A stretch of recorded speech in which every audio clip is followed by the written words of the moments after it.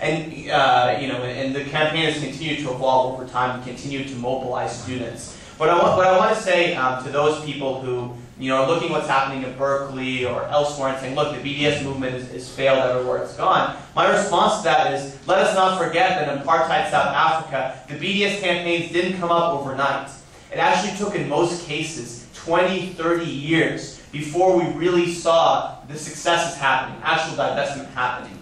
So we shouldn't be discouraged. The challenge we face, is incredibly difficult. And again, not to sound like a Nelson Mandela quote book, but he actually once wrote that it always seems impossible until it's done. So sometimes the challenge of doing divestment may seem insurmountable to us. But if you keep pushing, you keep making progress, and let's not forget that Hampshire College was also the first university that divested from apartheid South Africa. It was the first U.S. campus that successfully divested from companies that were involved in human rights violations in Israel and Palestine. So again, we have momentum going. If you look at unions and churches, and if you look across the international community, we see an unprecedented level of these campaigns happening. And then, it's incumbent upon all of us to keep pushing. We're going to have setbacks, we're going to face challenges, we're going to be called controversial, we're going to be called all kinds of things, but you got to keep sustaining it. And that's my message to you guys. You guys have done some amazing work, and I know I followed UC Irvine's activism for years, having been from California.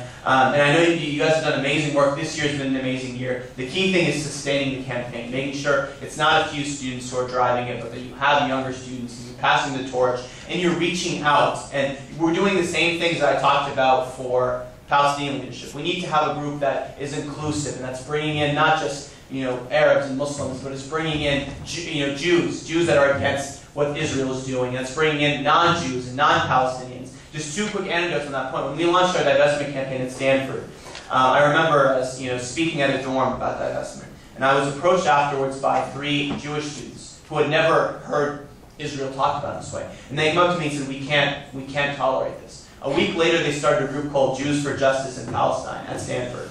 And they did really significant things in changing the way the campus viewed this issue. Our biggest problem as a BDS or as a movement for Palestine is people think Palestine, they think two sides, two narratives, two people that just talk to themselves. But that's not what we're talking about here. We don't have 2 equal sides and 2 equal narratives. We have a fundamental injustice. We have a colonizer versus colonized, an oppressed versus oppressor. And the biggest way you can change that perception is to really make this an inclusive campaign. I know, in the introduction, as mentioned, I'm currently finishing my master's degree at Georgetown. I'm involved there in activism. I can tell you that the majority, our Students for Justice in Palestine group, the entire board that was elected next year is not Arab or not Palestinian, or non-Muslim actually.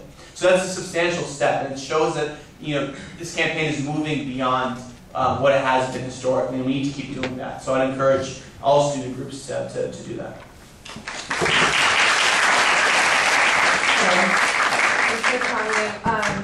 As you were talking, I was just drawing a conclusion similarity after similarity to Black positionality in the U.S.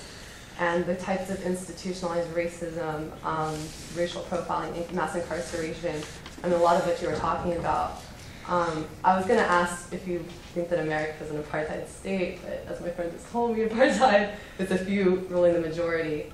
So my question is, if we're talking about divestment of Israel, how do we divest from America as Americans?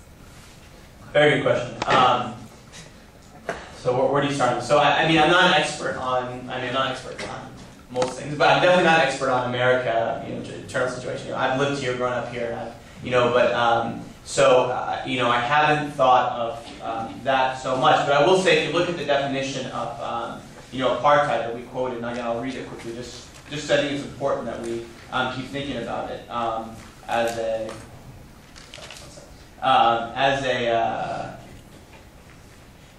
I'm not finding it. So I'm just, structural inequality, one racial group ruling over another, the kind of things that we talked about. I don't think you see it obviously to that degree. I think America was at certain times. If you look at Jim Crow laws in the South, if you look at how, the history of institutional discrimination, if you look at things like homestead policies in the 50s and 60s and the way it excluded black communities and the historical role of injustice and furthering inequalities, it absolutely is the case that there is a history of that in this country, and that there are parallels we can draw from Jim Crow and separate but equal school systems in the United States. I think are important for us to remember. But so that's to answer that question. I think there are similarities, but I think it would be tough to make the argument the U.S. is an apartheid state, because there still technically are channels for participation.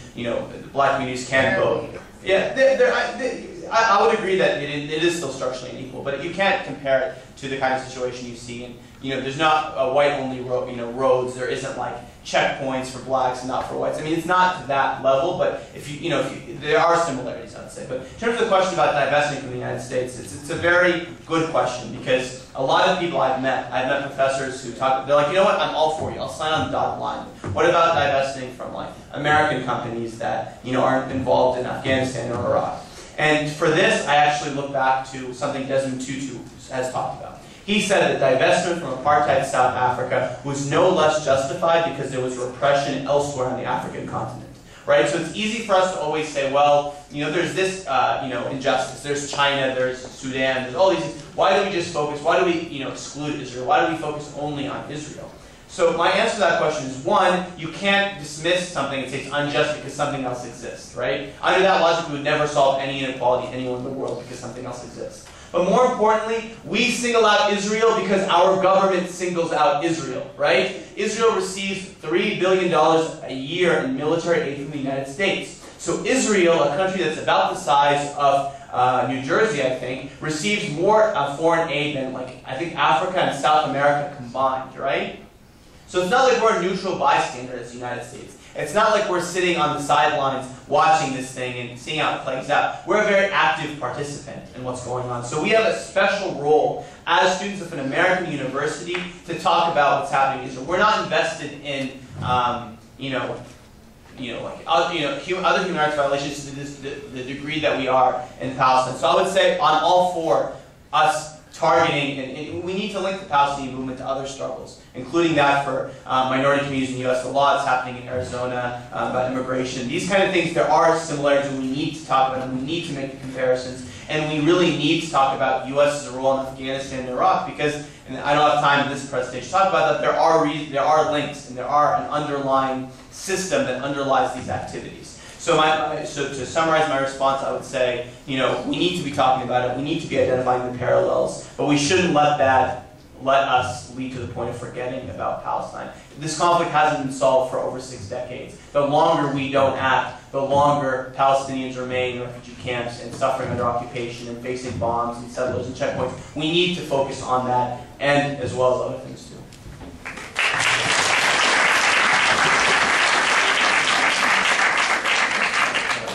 Presentation, I learned a lot, but I had a question. Norman Finkelstein was here earlier this week, and he was talking, and I know you support a one-state resolution for the conflict, and he brought up the point, which is that you already have an international consensus built around a two-state solution. Like you mentioned, the General Assembly resolution where you had 100 and some odd countries against the U.S. and a few Marshall Islands, some random countries. So. Yeah.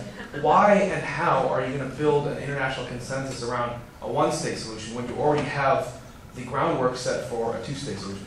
Very good question. I'm actually very glad you raised it. Let me say this, and I've said this before, and maybe people won't like this. I don't think it's my place. I'm not Palestinian. I'm not Israeli. I don't live in... It's not my place to tell people they should live in one state, two states, 100 states, 50 states, 60 states. It's not my place, right? So as an advocate, I never like to get in discussions about solutions because I'm not the one who's going to live by it. I'm not the one who has a right or a say in that solution.